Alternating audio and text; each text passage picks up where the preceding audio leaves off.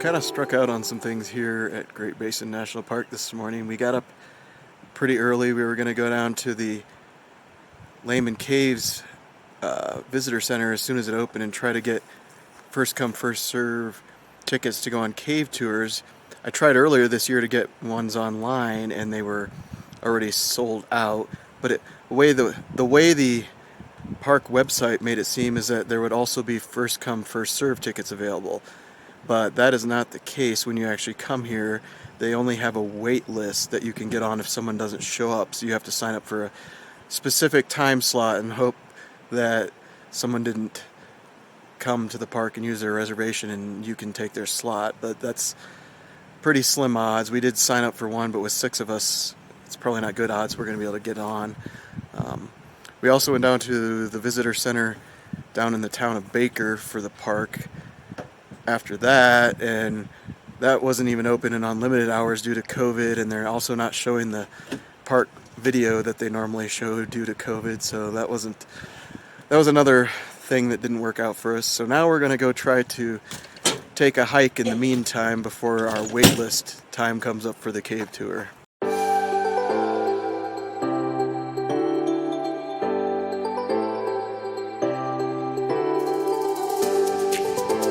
What do you see out there? I'm out.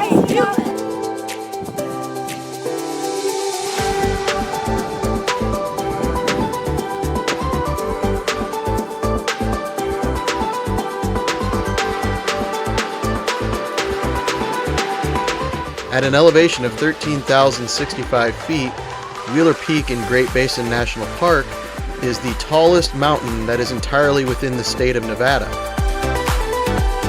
Really good view of Rock Glacier there right below the top of Wheeler Peak.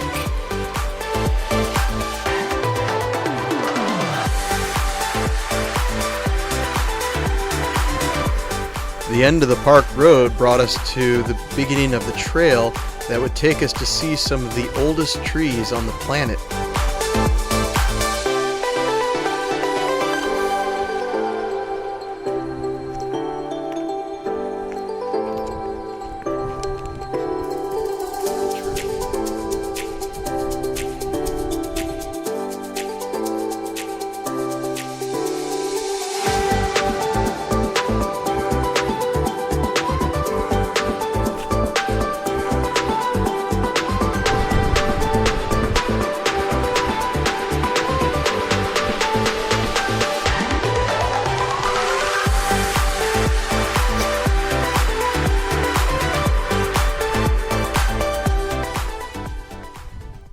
This has all been uphill and it's really high altitude, so I'm feeling like I can't breathe very well and I have a headache.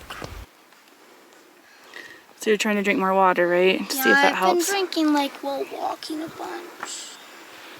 You think you can't breathe, Lila? I have asthma. Are you okay? I mean, I'm okay. Did you bring your inhaler with you? Okay, good. It's just like the air's so thin. Yeah, the air is thin. It's like back home, like the air's a lot thicker there in Indiana, so. And it's more moist, which helps too. Yeah. It's so really dry. here. Like, Yeah. My nose feels really dried up. Yeah. My lips keep getting chapped. Yeah.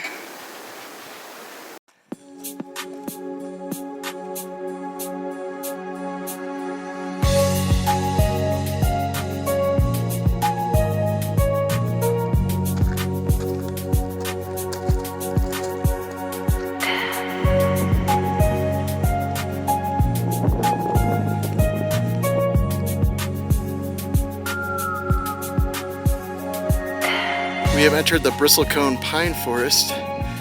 There's a couple of them there. Views are really cool from up here. We're at a really high elevation though. It's about over 10,000 feet, I think, where we're at right now.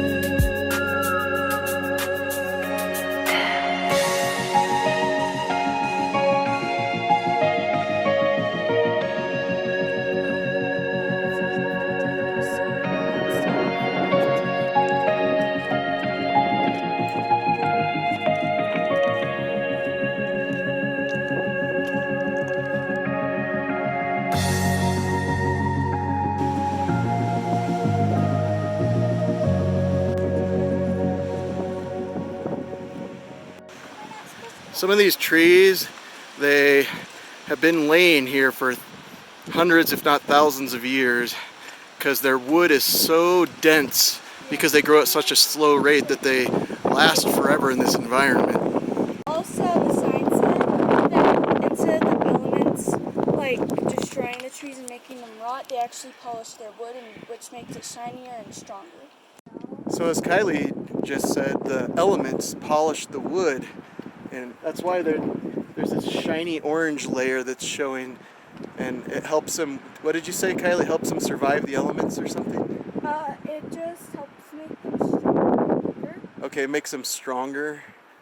This polishing does. They're really smooth to the touch. A core was removed from this tree at a point where 4 feet above the ground. The innermost growth ring has been dated at 1126 BC. Therefore, the tree was about 4 feet tall in that year. It may have taken as long as 200 years to reach that height. Therefore, the tree is between 3,100 and 3,300 years old. Wow, this tree has been here since before Jesus walked the planet. Isn't that crazy? Yeah, it is crazy. It's a long time ago when this tree started growing.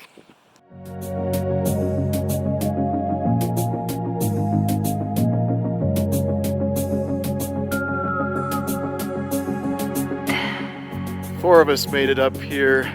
Nolan and Alexa decided to stay back at the beginning of the trail because we are at pretty high elevation and the air is pretty thin, so it's a pretty tough hike to get up here. That's probably the prettiest one I've seen so far. These are really pretty, but kind of weird looking. Like, do you see those like little spikes on each like circle? There's a spike on each circle, and then like there's this weird like pine thing on the end. And what? It's really weird. They look. At first, they look like kind of like raspberries, but I'm like, I know that's not raspberries. But they look like raspberries. But after looking at them for a while, they do not look like raspberries. Right. Here, why don't you hold the branch and hold it still from the wind so we can see it better.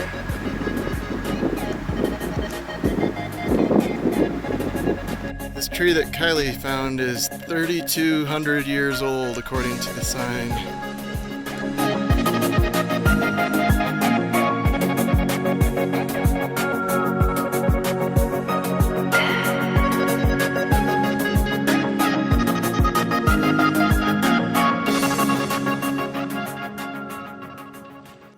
Well, we are back to the car after our amazing hike up to see the Bristlecone pines, which are some of the most amazing things on the planet. They're thousands and thousands of years old, some of the oldest things on the planet, and they were really pretty too. What do you think, Kylie?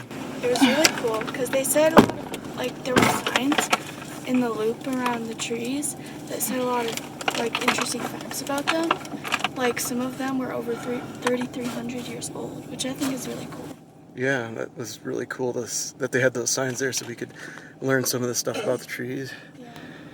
And how'd you do on the hike? I'm okay. You made it? It is pretty high I'm tired. up here. My feet hurt from walking on all the rocks too. Yeah, it was a pretty rocky trail and it was about 10,000 feet in elevation, so the air was pretty thin up there. Now we are heading back to the visitor center to see if our name is called because we were on the wait list to try to get onto the cave tour.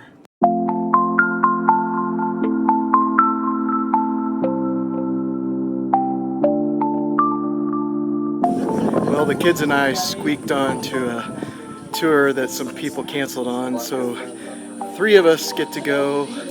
3 kids plus me get to go. Unfortunately, Alexa and Lauren aren't gonna go because there wasn't room for them, so they opted to sit behind while we go on the tour. The 3 younger kids haven't been as many caves as Alexa, so that's why they decided that that would be the best if they went. But we're excited that some of us at least got to go and we're ready to check it out. We will be walking in a single file line. I say duck. You may not hear me. So tell the people behind you to duck.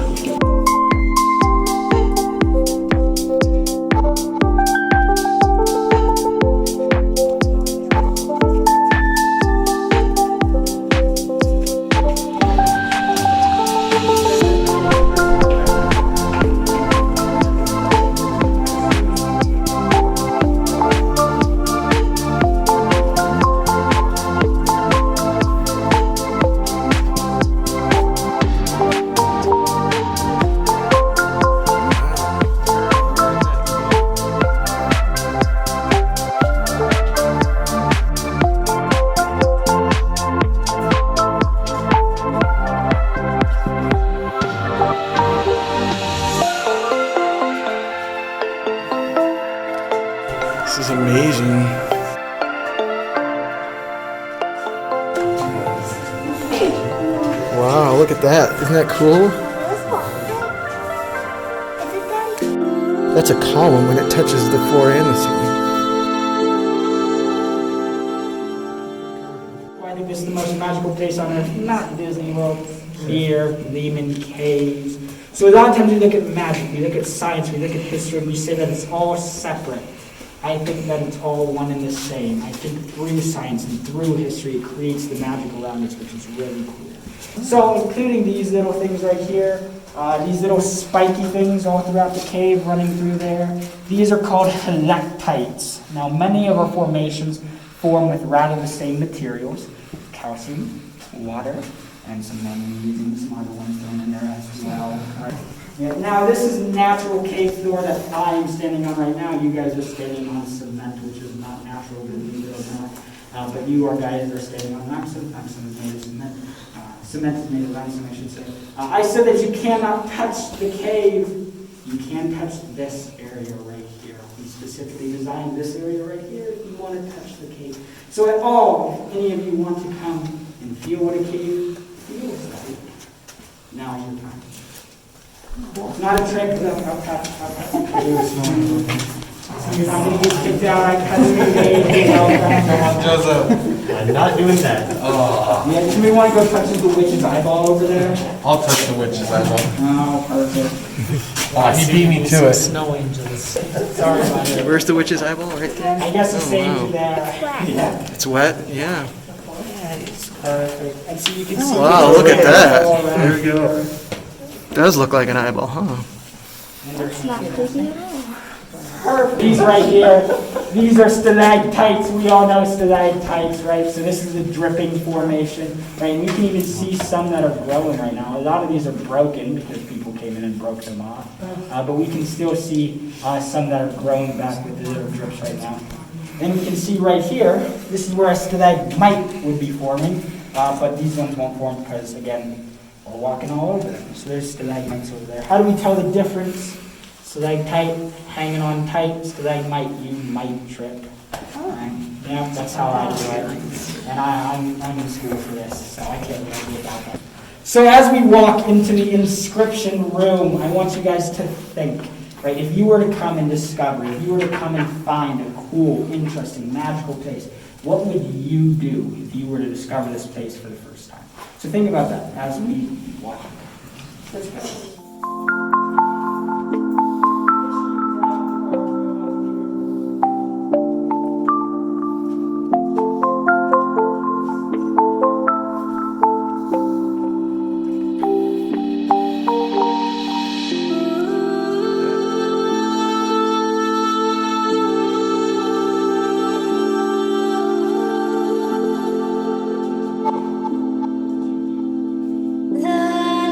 He was a man from Ohio who wanted to make a quick buck. He came out here for mining, and instead he found this. These names, they date back to 1885. These are written with carbide lanterns.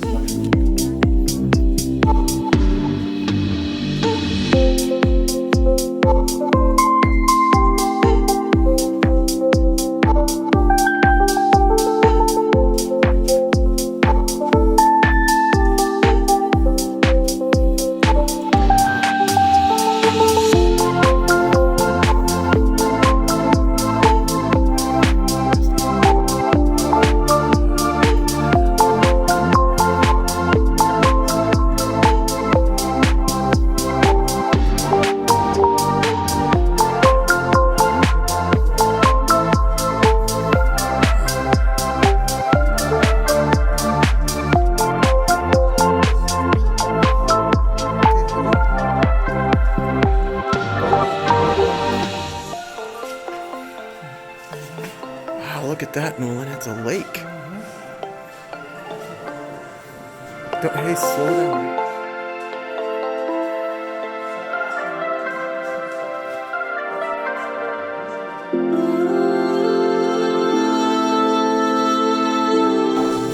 Now the cool thing about cave shields is how rare they are.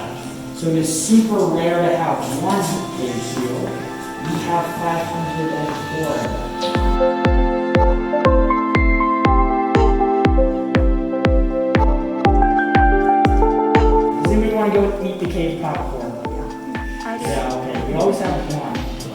all these striations, these different colors, these different minerals.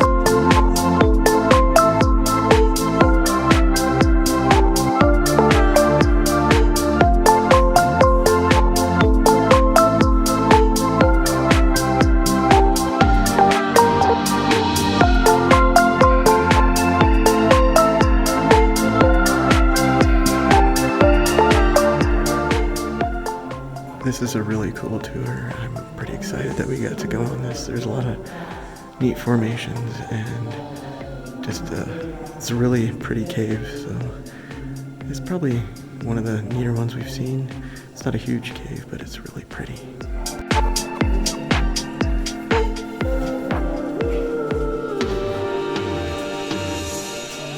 Into the light we go.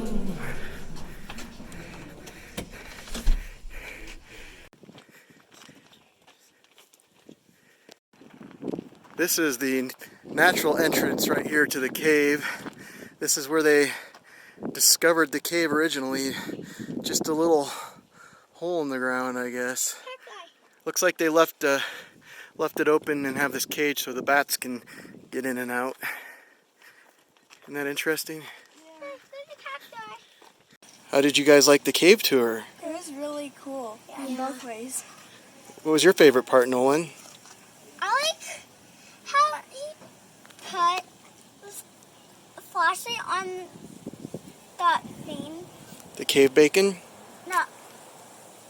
Yeah. And then I started glowing. And it started glowing. Yeah. Oh, the glow in the dark stuff. Yeah, that was pretty I like neat. how when he turned the lights off, how it was like really quiet and cool, and then he just like shined it on that like thing, and it made it like glow for a while. It was really cool.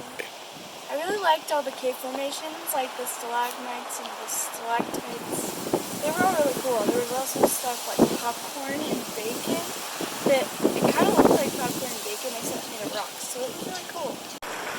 There's a really amazing creek that's right behind our campsite, and there's all these cool little pools that are really great for wading around in, and it's super hot today. It's in the 90s, so it feels really good to come in here and cool off.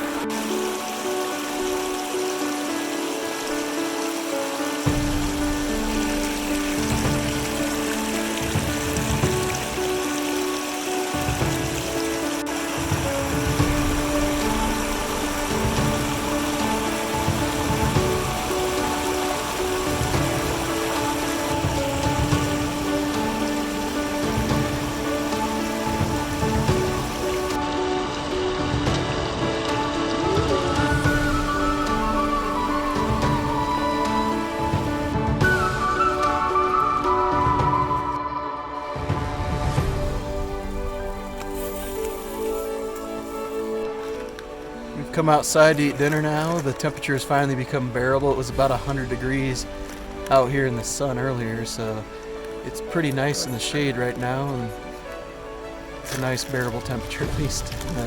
There's at least a little bit of a breeze. It's not too bad, besides some flies are flying around kind of being annoying, but other than that, it's a really nice evening here. We came into town here because we noticed there was a gas station we pulled in the other night, but when we came in here to find the actual convenience store, turns out there is no convenience store, just pumps. So our little plan of getting some ice cream at the gas station is not gonna happen.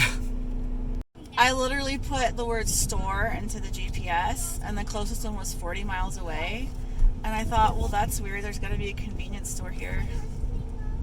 But obviously the GPS was right.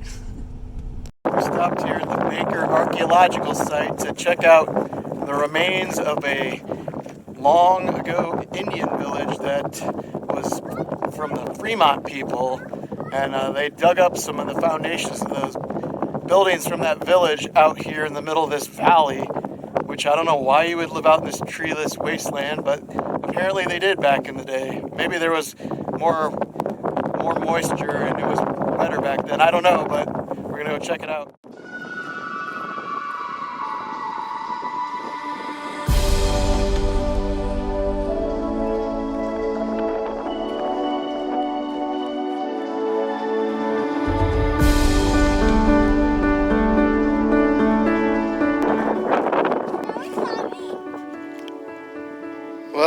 supposed to have a brochure that tells what stuff is, but they didn't have any left. I don't know why anyone would choose to live in this place, though. Do you know? What do you think, Nolan? Would you want to live right here? It's pretty ugly, isn't it? I'll live in my house alone. No, I'll be there for a week. We are wrapping the night up with a star program here at the visitor center. So I think they might have a telescope and they're going to have somebody talk about the stars. So we'll see what they have to tell us down here.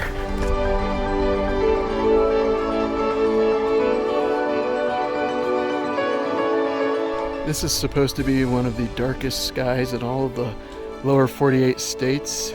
They even have a sign right there that talks about that, so I'm really interested to see what it looks like here once the stars come out.